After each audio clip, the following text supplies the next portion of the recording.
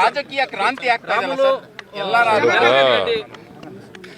ಬಿಜೆಪಿನಲ್ಲಿ 3-4 ಗುಂಪುಗಳಿದಾವೆ. ನಮ್ಮ ಪಾರ್ಟಿನಲ್ಲಿ ಯಾವ ಗುಂಪು ಇಲ್ಲ. ನಾನು ಡಿ ಕೆ ಶಿವಕುಮಾರ್ ಇಲ್ಲೇ ಇದೀವಲ್ಲ, ಗುಂಪೇಲಿದೆ ನಮ್ಮ ಹತ್ರ. There is no groupism in our party. There is a vertical division in BJP. ಕಚ್ಚಾಡ್ತಾರೆ,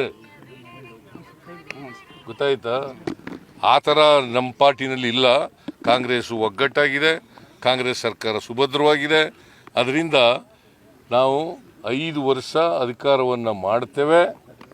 2028ರಲ್ಲಿ ಚುನಾವಣೆ ನಡೆದಾಗ ಮತ್ತೆ ಅಧಿಕಾರಕ್ಕೆ.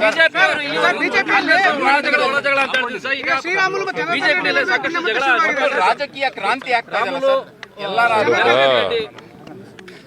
ಬಿಜೆಪಿನಲ್ಲಿ 3-4 ಗುಂಪುಗಳಿದಾವೆ.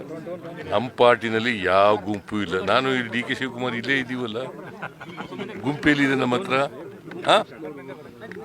There is no groupism in our party. There is a vertical division in BJP. ಕಚ್ಚಾಡ್ತಾರೆ, ಗೊತ್ತಾಯ್ತಾ? ಆ ಥರ ನಮ್ಮ ಪಾರ್ಟಿನಲ್ಲಿ ಇಲ್ಲ. ಕಾಂಗ್ರೆಸ್ ಒಗ್ಗಟ್ಟಾಗಿದೆ, ಕಾಂಗ್ರೆಸ್ ಸರ್ಕಾರ ಸುಭದ್ರವಾಗಿದೆ.